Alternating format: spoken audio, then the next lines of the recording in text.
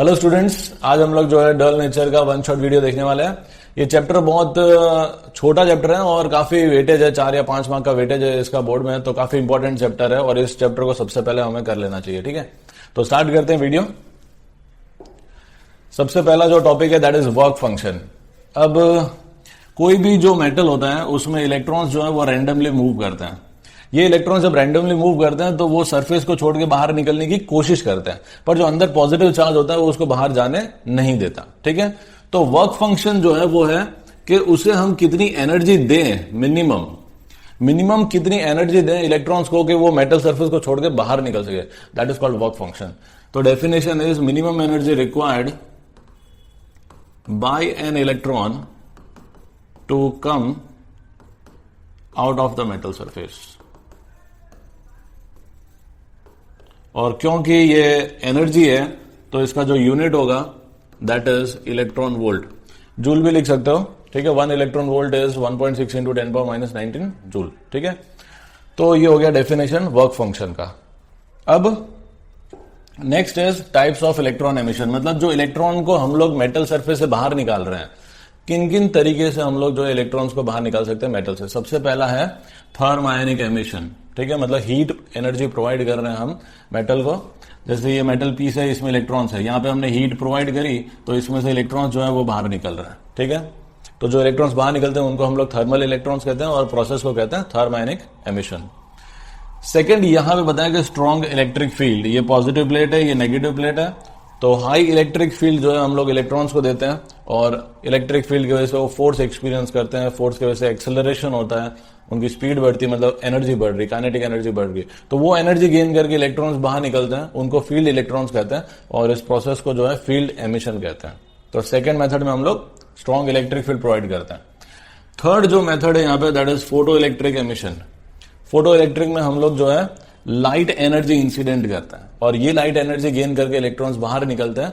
जो इलेक्ट्रॉन्स बाहर निकल रहे हैं उनको हम लोग फोटो इलेक्ट्रॉन्स कहते हैं और इस प्रोसेस को हम लोग जो है फोटो इलेक्ट्रिक एमिशन कहते हैं। अब यहां पे हम लोग जो है this is secondary emission. Secondary emission देखो नाम से ही पता चल रहा है कि जो इलेक्ट्रॉन्स निकलेंगे उनको सेकेंडरी इलेक्ट्रॉन्स कहेंगे। तो प्राइमरी में भी कुछ इलेक्ट्रॉन्स होते हैं, तो हाई स्पीड इलेक्ट्रॉन्स का बॉम्बार्डमेंट किया जाता है मेटल सरफेस पे और वो एनर्जी गेन करके इलेक्ट्रॉन्स जो बाहर निकलते हैं उनको हम लोग सेकेंडरी इलेक्ट्रॉन्स कहते हैं और प्रोसेस को सेकेंडरी एमिशन, सेकेंडरी इलेक्ट्रॉन्स। यहां से इलेक्ट्रॉन्स जो है 4 इलेक्ट्रॉन्स बता रहे हैं कि हाई स्पीड के इलेक्ट्रॉन्स बॉम्बार्डमेंट किया, एनर्जी गेन करके इलेक्ट्रॉन्स बाहर निकल रहे हैं और ज्यादा इलेक्ट्रॉन्स निकल रहे हैं। ठीक है, तो ये 4 मेथड हैं जिससे हम लोग जो है किसी भी मेटल में इलेक्ट्रॉन एमिशन कर सकते हैं। ठीक है, नेक्स्ट इज हॉलवेक्स ऑब्जर्वेशन। अब जो हॉलवेक भाई साहब है इन्होंने ऑब्जर्व किया कि जब हम लाइट इंसिडेंट करते हैं किसी भी मेटल से तो वहां से इलेक्ट्रॉन्स बाहर निकलते हैं। तो वो एक्सपेरिमेंट क्या था मैं आपको बता देता हूं। ये जो है वो एक गोल्ड लीफ इलेक्ट्रोस्कोप है। ठीक है, इसमें यहां पे गोल्ड लीफ है और यूवी रेज इस पे इंसिडेंट की गई है और ये पॉजिटिवली चार्ज है। ठीक है, जब हम यूवी रेज इंसिडेंट करते हैं तो इलेक्ट्रॉन्स बाहर निकल जाते हैं। जब इलेक्ट्रॉन्स बाहर निकलते हैं तो वो बॉडी पॉजिटिवली चार्ज हो जाती है। पॉजिटिवली चार्ज हो जाएगी तो ये जो है पॉजिटिव चार्ज यहां से ऐसे पास होगा और ये जो लीव्स हैं वो डाइवर्ज होगी। यहां पे ये है नेगेटिवली चार्ज। अब सुनना अच्छे से, ये ऑलरेडी नेगेटिवली चार्ज है, अगर हम इस पे इंसिडेंट कर रहे हैं लाइट तो इलेक्ट्रॉन्स बाहर निकल रहे हैं। इलेक्ट्रॉन्स निकल रहे हैं तो ये नेगेटिव चार्ज क्या हो गया, कम हो गया। ये नेगेटिव चार्ज कम हो गया तो यहां पे जो नेगेटिव चार्ज है वो भी डिक्रीज हो रहा है, जिसकी वजह से लीव्स जो है वो अंदर की तरफ बेंड हो रही है। ये है फिर से पॉजिटिवली चार्ज। इलेक्ट्रॉन्स जो है यूवी लाइट इंसिडेंट कर रहे हैं तो इसमें से भी इलेक्ट्रॉन्स निकल रहे हैं। इलेक्ट्रॉन्स निकल रहे हैं तो पॉजिटिव चार्ज बढ़ रहा है तो लीव्स बाहर जा रही है। अब ये न्यूट्रल है, एक्चुअली फर्स्ट वाला जो केस है उसमें क्या है, न्यूट्रल है। This is negatively charge, this is positively charge. ये न्यूट्रल था। जब हमने यूवी लाइट इंसिडेंट करी तो इलेक्ट्रॉन्स बाहर निकले, इलेक्ट्रॉन्स निकले बाहर, इसीलिए न्यूट्रल क्या हो गया, पॉजिटिवली चार्ज। ये ऑलरेडी पॉजिटिवली चार्ज था। जब हमने इस पे यूवी रेज इंसिडेंट करी तो इलेक्ट्रॉन्स बाहर निकले तो और पॉजिटिव चार्ज बढ़ गया। पॉजिटिव चार्ज बढ़ जाएगा अगर यहां पे तो ये लीव्स कहां जाएगी, दूर जाएगी। ठीक है, तो ये हॉलवेक्स के ऑब्जर्वेशन थे और ये यहाँ पे ऑब्जर्व किया गया कि जब यूवी रेज या लाइट हम इंसिडेंट करते हैं मेटल पे तो इलेक्ट्रॉन का एमिशन होता है। ठीक है। और इसी को जो है फिलिप लेनार्ड ने अपने एक्सपेरिमेंट में समझाया, जो कि है फोटो इलेक्ट्रिक एक्सपेरिमेंट। और ये काफी इंपॉर्टेंट है और इसमें हम लोग 5 ग्राफ देखने वाले हैं जो कि बहुत ज्यादा इंपॉर्टेंट है from board point of view, ठीक है। तो स्टार्ट करते हैं। पहले इसका एक्सप्लेनेशन मैं आप लोगों को शॉर्ट में दे देता हूं। यहां पे ये जो है दिस इज कैथोड, ठीक है, और इधर साइड जो है दिस इज एनोड। तो मैं यहां पे सी लिख देता हूं, this is anode A. Light को इंसिडेंट किया गया कैथोड पे, ये मेटल है जिससे इलेक्ट्रॉन्स जो है एमिट हो रहा है। इस ट्यूब के अंदर वैक्यूम है और यहाँ पे बैटरी कनेक्टेड है, दिस इज मिली एम्पियर। ये करंट मेजर करेगा और वोल्ट मीटर भी आप लगा सकते हो पैरेलल में, तो आप पता कर सकते हो कि कितना वोल्टेज है, ठीक है। अब इनिशियली सपोज यहां पे हमने कोई वोल्टेज नहीं दिया है, तो हम जब लाइट एनर्जी इंसिडेंट करते हैं और ये जो लाइट है इसकी फ्रीक्वेंसी और इंटेंसिटी को अभी हमने कांस्टेंट रखा हुआ है। फ्रीक्वेंसी और इंटेंसिटी को हमने क्या किया है, कांस्टेंट। जब भी मैं फ्रीक्वेंसी की बात करूंगा तो आप लोगों के दिमाग में ऐसा आना चाहिए कि अलग अलग कलर लाइट का है, ठीक है। दो जो यूवी लाइट होती है, ठीक है, अल्ट्रावायलेट लाइट, उसका फिक्स होता है, पर मैं खाली ऐसा समझने के लिए बता रहा हूं। अगर फ्रीक्वेंसी चेंज हो रही मतलब लाइट के डिफरेंट कलर्स है। दूसरा, फ्रीक्वेंसी अगर हम लाइट की चेंज करते हैं तो हम उसकी एनर्जी चेंज करते हैं। E = H/ν होता है। अगर फ्रीक्वेंसी आप बढ़ाओगे तो एनर्जी बढ़ेगी। तो जब भी फ्रीक्वेंसी की बात हो तो ये चीजें आपके दिमाग में होनी चाहिए। और इंटेंसिटी जितनी ज्यादा होती है लाइट की, उतने ज्यादा इलेक्ट्रॉन्स जो है वो बाहर निकलते हैं, ठीक है। और खैर जब मैं इंटेंसिटी की बात करूंगा तो आप उसको पावर से रिलेट करना, ठीक है। जैसे 10 वाट का बल्ब है, 100 वाट का बल्ब है, तो जितना ज्यादा पावर है उतनी ज्यादा लाइट की इंटेंसिटी होगी, ठीक है। तो यहां पे अभी हमने फ्रीक्वेंसी और इंटेंसिटी को कांस्टेंट रखा, लाइट को इस पे इंसिडेंट किया, तो यहां से ये जो इलेक्ट्रॉन्स बाहर निकले, सपोज ये मान लो 100 इलेक्ट्रॉन्स हैं जो इसमें से बाहर निकले, ठीक है। 100 में से कुछ इलेक्ट्रॉन्स ऐसे होते हैं, 10 इलेक्ट्रॉन्स, जिनकी काइनेटिक एनर्जी जो है वो मैक्सिमम होती है। और ये जो काइनेटिक एनर्जी जिन 10 इलेक्ट्रॉन्स की मैक्सिमम है वो एनोड तक पहुंच जाते हैं और सर्किट कंप्लीट करते हैं, और उसकी वजह से जो है करंट होता है। तो जब आप ग्राफ देखोगे, ये जो ग्राफ है यहां पे कलेक्टर पोटेंशियल मतलब पोटेंशियल एट एनोड, ये एनोड का पोटेंशियल यहां पे 0 है। 0 होते हुए भी यहां पे कुछ करंट आपको फोटो इलेक्ट्रिक करंट देखने को मिला है। This current is due to those 10 electrons. ये 10 इलेक्ट्रॉन्स जो है मैंने एक एग्जाम्पल लिया, ठीक है। फिर जैसे जैसे आप एनोड के पोटेंशियल को पॉजिटिव करते हो, ठीक है, इस डायग्राम में यहाँ पे ये पॉजिटिव हम कनेक्ट कर रहे हैं, ठीक है। तो एनोड को जितना पॉजिटिव करोगे मतलब ये वोल्टेज को जितना बढ़ाओगे उतना जो है ये और इलेक्ट्रॉन्स को अट्रैक्ट करेगा। इलेक्ट्रॉन्स को जितना ज्यादा अट्रैक्ट करेगा उतना करंट बढ़ेगा, और ये करंट बढ़ते बढ़ते बढ़ते बढ़ते तब तक इंक्रीज होगा जब तक 100 के 100 इलेक्ट्रॉन्स जो है वो एनोड तक ना पहुंच जाए। एक बार 100 इलेक्ट्रॉन्स पहुंच गए एनोड पे, उसके बाद आप वोल्टेज कितना भी बढ़ाओ करंट कांस्टेंट हो जाएगा, and that is called maximum saturation current. इससे ज्यादा करंट बढ़ने वाला नहीं है, क्योंकि 100 इलेक्ट्रॉन्स जो है एनोड तक पहुंच रहे हैं और 100 इलेक्ट्रॉन्स ही कैथोड से निकल रहे हैं, ठीक है। अब यहां पे अगर हम जो 10 इलेक्ट्रॉन्स यहां तक पहुंच रहे थे हैविंग मैक्सिमम काइनेटिक एनर्जी, इसको अगर हम उल्टा करते हैं, मतलब यहां पे नेगेटिव और इधर साइड पॉजिटिव, तो ये अब एनोड को हम क्या कर रहे हैं, हम नेगेटिव पोटेंशियल दे रहे हैं। तो ये जो 10 इलेक्ट्रॉन्स है वो भी रिपेल होंगे और धीमे धीमे कम हो जाएंगे। तो आप देखो कि जब आप नेगेटिव पोटेंशियल दोगे तो 10 इलेक्ट्रॉन्स भी धीमे धीमे कम हो रहे हैं, करंट जो है डिक्रीज हो रहा है, और इस पॉइंट पे एक भी इलेक्ट्रॉन एनोड तक पहुंच नहीं रहा, मतलब करंट जो है वो 0 हो गया। फोटो इलेक्ट्रिक करंट है उसकी वैल्यू क्या हो गई, 0। तो ये जो पोटेंशियल है जहां पे फोटो इलेक्ट्रिक करंट 0 हो जाता है, इसको हम लोग स्टॉपिंग पोटेंशियल बोलते हैं।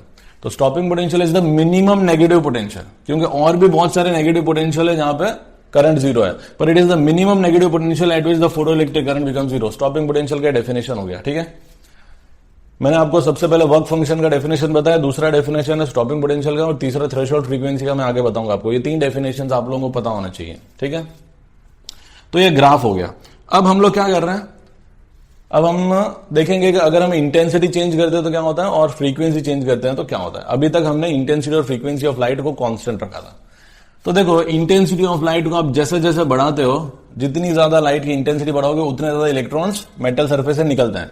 जैसे मान लो फिक्स्ड इंटेंसिटी है कुछ, तो 100 निकल रहे हैं, थोड़ी इंटेंसिटी बढ़ा दोगे तो 150 निकलेंगे, फिर 200 निकलेंगे। तो इंटेंसिटी जितनी ज्यादा होगी इलेक्ट्रॉन्स उतने ज्यादा होंगे, और जितने ज्यादा इलेक्ट्रॉन्स उतना ज्यादा करंट। तो ग्राफ जो है वो स्ट्रेट लाइन है, क्लियर है। तो intensity versus photo electric current का ग्राफ स्ट्रेट लाइन। नेक्स्ट, यहां पे आप देखो डिफरेंट इंटेंसिटीज है, I1, I2 और I3। इसमें लिखा हुआ है कि I3 is greater then I2 is greater then I1, मतलब ये वाली इंटेंसिटी जो है वो मैक्सिमम है, ये वाली इंटेंसिटी जो है वो इन तीनों में मिनिमम है। तो जितनी ज्यादा इंटेंसिटी उतना ज्यादा करंट, ठीक है। अब यहां पे ये चीज, यहां पे मैं लिख देता हूं कि intensity is varying, frequency is constant. जब हम फ्रीक्वेंसी को कांस्टेंट रख रहे हैं तो हम उसकी एनर्जी को कांस्टेंट रख रहे हैं, और अगर इलेक्ट्रॉन्स की एनर्जी कांस्टेंट है तो उसको रोकने के लिए मुझे जो स्टॉपिंग पोटेंशियल लगाना पड़ रहा है वो भी कांस्टेंट है। तो स्टॉपिंग पोटेंशियल जो है वो चेंज नहीं हो रहा है, चाहे इंटेंसिटी आपने कितनी भी बढ़ा ली, अगर फ्रीक्वेंसी कांस्टेंट है तो स्टॉपिंग पोटेंशियल इज फिक्स्ड। तो स्टॉपिंग पोटेंशियल सिर्फ और सिर्फ फ्रीक्वेंसी पर डिपेंड कर रहा है, स्टॉपिंग पोटेंशियल इंटेंसिटी पर डिपेंड नहीं कर रहा है, ठीक है।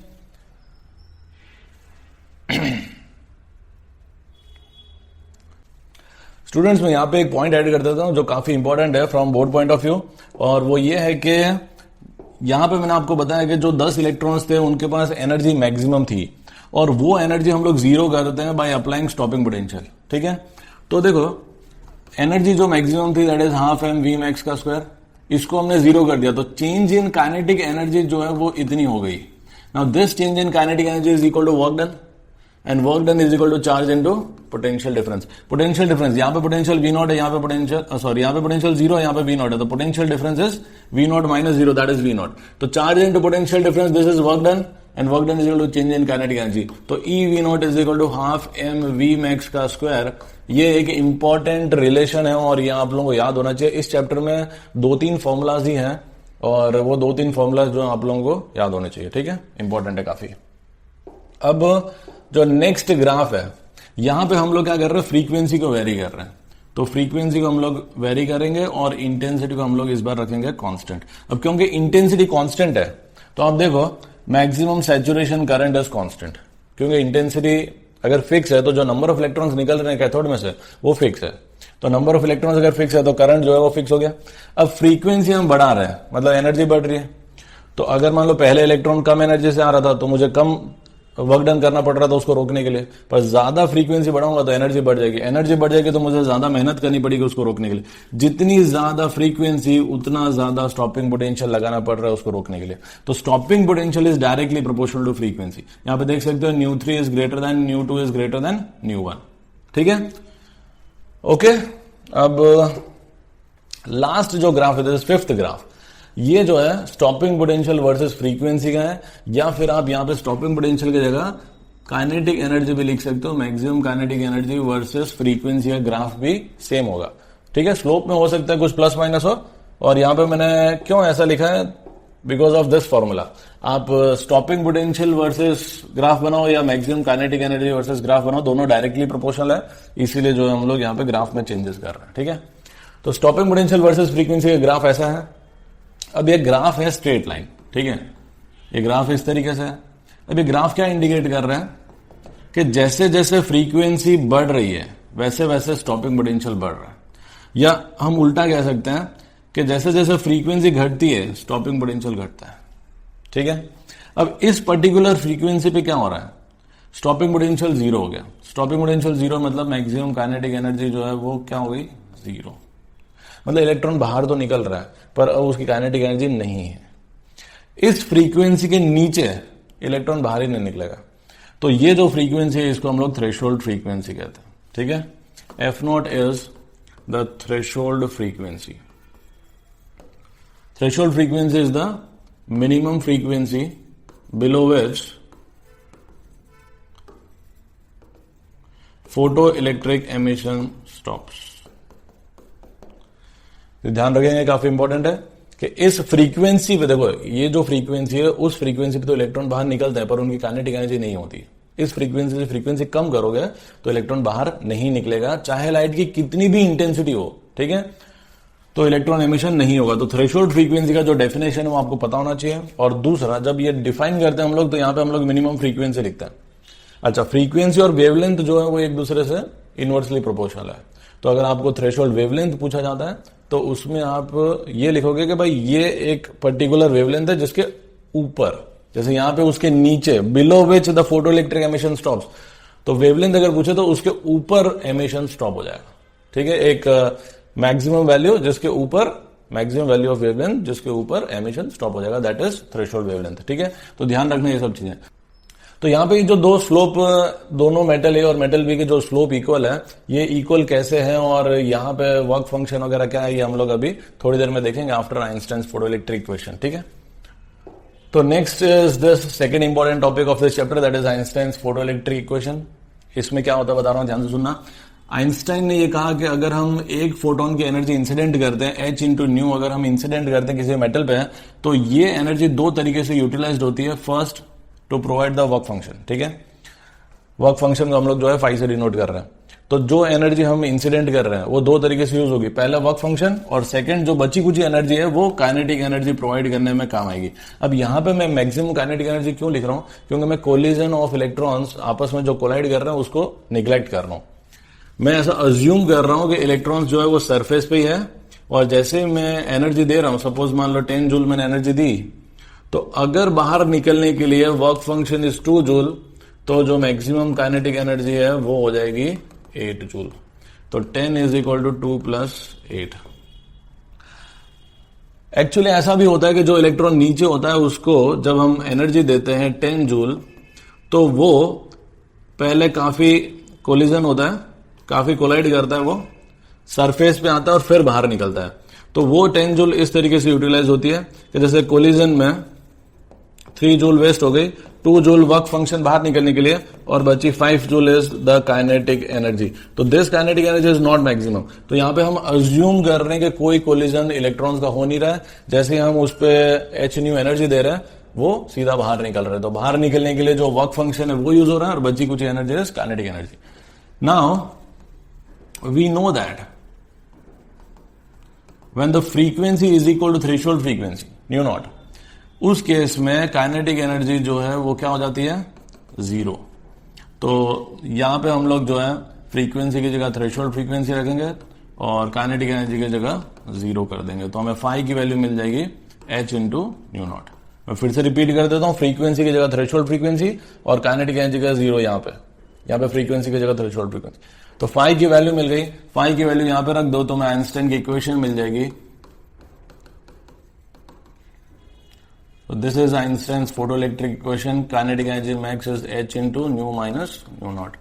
तो हम काइनेटिक एनर्जी मैक्स को हाफ mv मैक्स का स्क्वायर भी लिख सकते हो। यह आइंस्टाइन की फोटोइलेक्ट्रिक इक्वेशन है। जो मैंने यहाँ पे बोला है वो आपको स्टार्टिंग में स्टेटमेंट के फॉर्म में लिखना है। 2 मार्क में जो है ये डेरिवेशन आप लोगों को आ सकता है बोर्ड में, काफी इंपॉर्टेंट है। ठीक है, चलो अभी next topic is de Broglie wavelength. और क्योंकि ऑलरेडी हम लोग जो है आइंस्टाइन इक्वेशन पढ़ चुके हैं, तो हम लोग स्लोप की बात करेंगे इसके बाद। De Broglie wavelength is very easy topic. We know that E is equal to mc square and also E is equal to h into nu, which is hc by lambda. जब हम इन दोनों को equate करेंगे तो hc by lambda is equal to mc square, तो lambda हो जाएगा h upon mc। ये तो हो गई फोटोन की बात, फोटोन की। किसी भी पार्टिकल के लिए, for any particle, lambda is equal to हो जाएगा h upon mv, where v is the velocity of the particle, m is the mass of the particle। इसको हम लोग लिख सकते हैं h upon p, p is the momentum which is mass into velocity। इसको हम लोग लिख सकते हैं h upon under root of 2m capital K, where K is the kinetic energy। यहां पे आपको ये रिलेशन पता होना चाहिए कि momentum is under root of 2mk। अगर ये नहीं पता है तो आप लोग जो है मैं बता देता हूं शॉर्ट में, kinetic energy is half mv square, और इसको 2 को इधर भेज दो तो 2k is equal to mv square, और दोनों तरफ m से मल्टीप्लाई कर दो तो 2mk is equal to m square v square, and this is p square. तो p will be under root of 2mk।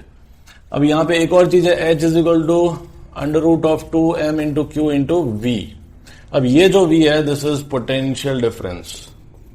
ठीक है, ये यहाँ पे वेलोसिटी नहीं है, this is velocity, this is kinetic energy, this is potential, और ये चार्ज है। काइनेटिक एनर्जी को हमने लिखा है work done is charge into potential difference.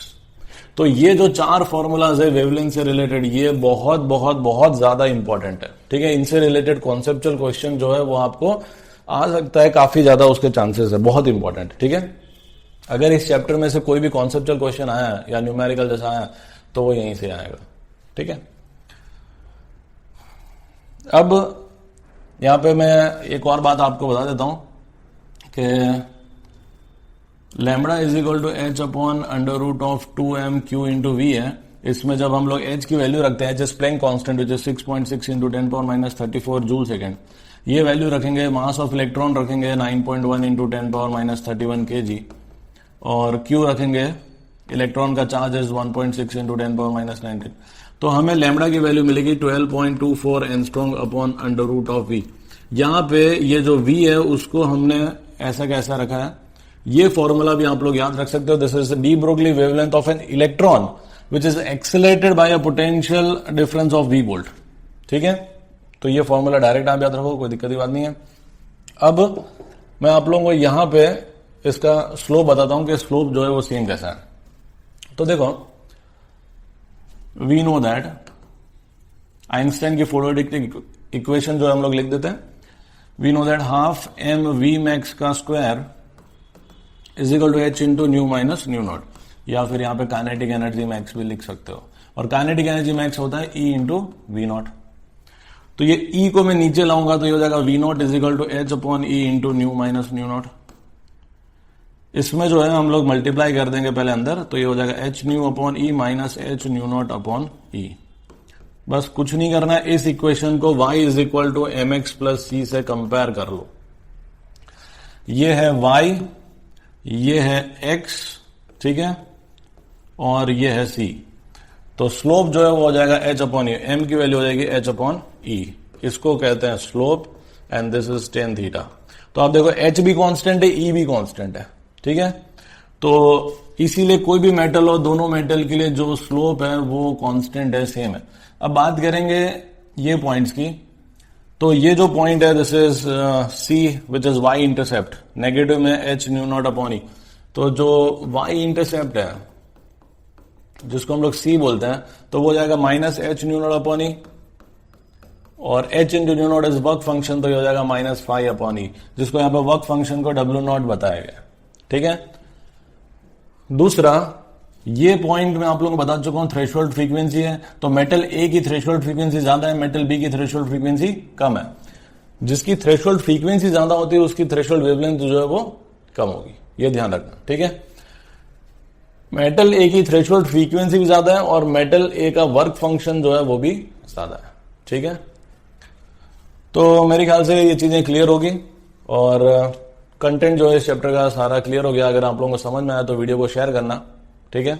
और नेक्स्ट हम लोग जो है एटम्स चैप्टर लेने वाले हैं। वीडियो अगर आप लोगों को अच्छा लगा तो लाइक करें, शेयर करें, सब्सक्राइब करें। Thank you.